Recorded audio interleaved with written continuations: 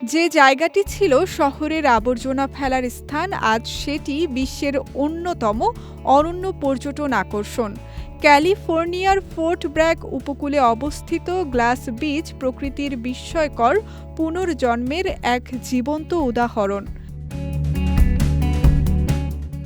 ১৯০৬ থেকে ১৯৬৭ সাল পর্যন্ত এই উপকূলীয় অঞ্চলটি স্থানীয়দের ডাম্পিং গ্রাউন্ড হিসেবে ব্যবহৃত হতো। কাঁচের বোতল, টিনের ক্যান, বৈদ্যুতিক সরঞ্জাম, এমনকি অচল গাড়িও এখানে ফেলে রাখা হতো।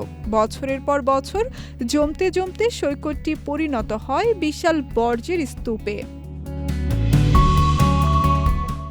পরিবেশ দূষণ মারাত্মক আকার নিলে ১৯৬৭ সালে North Coast Water Quality Board এই এলাকায় আবর্জনা ফেলা নিষিদ্ধ ঘোষণা করে। পরে পরিচ্ছন্নতা অভিযানে বড় ও বিপজ্জনক বর্জ্য সরানো হলেও অসংখ্য ছোট কাঁচ ও সিরামিকের টুকরো সৈকতেই রয়ে যায়। এরপর শুরু হয় প্রকৃতির নিঃশব্দ কাজ।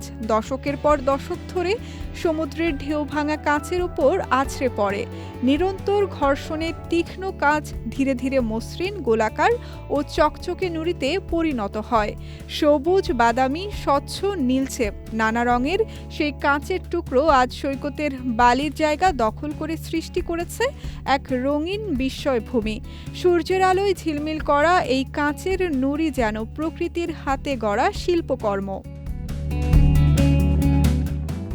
বর্তমানে এই সৈকতটি ম্যাককেরিচার স্টেট পার্কের অন্তর্ভুক্ত।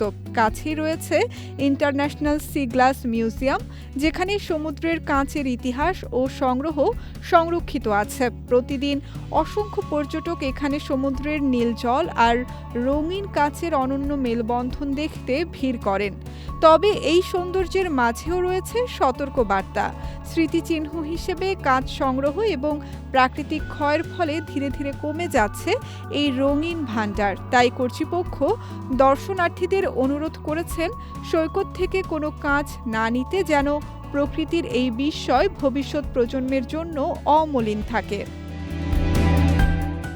সঙ্গীতা শাহ, বিজয় টিভি, নিউজ ডেস্ক।